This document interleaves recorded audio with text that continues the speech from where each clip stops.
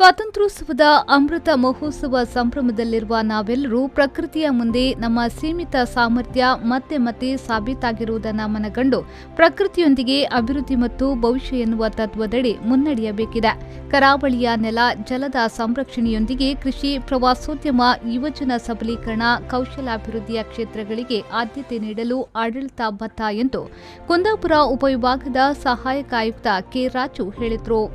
ಅವರು ಕುಂದಾಪುರ ಗಾಂಧಿ ಮೈದಾನದಲ್ಲಿ ತಾಲೂಕು ಆಡಳಿತದ ವತಿಯಿಂದ ನಡೆದ ಸ್ವಾತಂತ್ರ್ಯ ದಿನಾಚರಣೆಯ ಅಮೃತ ಮಹೋತ್ಸವ ಧ್ವಜಾರೋಹಣ ನೆರವೇರಿಸಿ ಸಂದೇಶವನ್ನ ನೀಡಿದರು.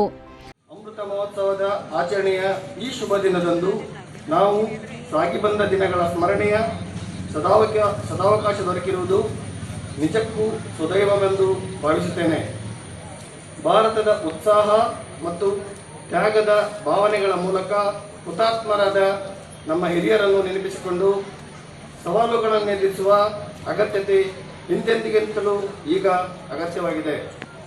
ನಮ್ಮ ಪ್ರಧಾನಮಂತ್ರಿಗಳು ಉಲ್ಲೇಖಿಸಿದಂತೆ 75ನೇ ವರ್ಷದ ಸ್ವಾತಂತ್ರ್ಯ ಹೋರಾಟ, 75ರ ಯೋಜನೆಗಳು, 75ರ ಸಾಧನೆಗಳು, 75ರ ಕ್ರಿಯೆಗಳು ಮತ್ತು 75ರ ಪರಿಹಾರ ಎನ್ನುವ 5 ಅಂಶಗಳು ನಮ್ಮ ಮುಂದಿನ ರೂಪುರೇಷೆಯನ್ನು ನಿರ್ಧರಿಸುತ್ತದೆ. ಐಕ್ಯ ಒಂದೇ ಮಂತ್ರ ಐಕ್ಯದಿಂ ಸ್ವತಂತ್ರ ಎನ್ನುವ ಕವಿವಾಣಿಯಂತೆ ಐಕ್ಯಗಾನದೊಂದಿಗೆ ಮುನ್ನಡೆಯುವ ಆತ್ಮವಿಶ್ವಾಸವು ನಮ್ಮೊಂದಿಗೆ ಸ್ವಾತಂತ್ರ್ಯದ ಆಶಯವನ್ನು ಸರ್ವರಿಗೂ ತಲುಪಿಸುವ ನಿಟ್ಟಿನಲ್ಲಿ ಇನ್ನಷ್ಟು ದೃಢತೆಯ ಹೆಜ್ಜೆ ನೀಡುವ ಸಂಕಲ್ಪ ತೊಡುವ ದಿನವೂ ಇದಾಗಿದೆ. ಈ ಸಂದರ್ಭದಲ್ಲಿ ಕುಂದಾಪುರ ಉಪವಿಭಾಗದ ಪೊಲೀಸ್ ಉಪಾಧೀಕ್ಷಕ ಶ್ರೀಕಾಂತ್ ಕೆ, ಕಾರ್ಯನಿರ್ವಹಣಾಧಿಕಾರಿ ಕೇಶವ್ ಶೆಟ್ಟಿಗರ್, ಯುವಜನ ಸೇವಾ ಮತ್ತು ಕ್ರೀಡಾಧಿಕಾರಿ ಕುಸುಮಾಕರ್ ಶೆಟ್ಟಿ, ಪುರಸಭೆಯ ಮುಖ್ಯಾಧಿಕಾರಿ ಗೋಪಾಲ್ ಕೃಷ್ಣ ಶೆಟ್ಟಿ, ನಗರ ಯೋಜನಾ ಪ್ರಾಧಿಕಾರದ ಅಧ್ಯಕ್ಷ ವಿಜಯ್ ಎಸ್ ಪೂಜಾರಿ ಮತ್ತಿತರರು ಉಪಸ್ಥಿತರಿದ್ದರು.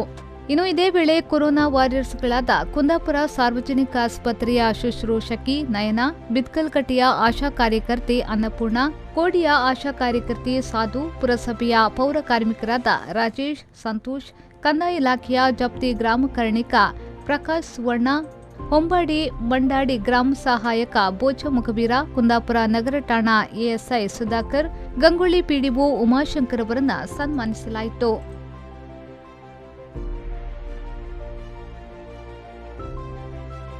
ಶ್ರೀಕಾಂತ್ ಹೆಮ್ಮಾಡಿ, ವಿ4 ನ್ಯೂಸ್, ಕುಂದಾಪುರ.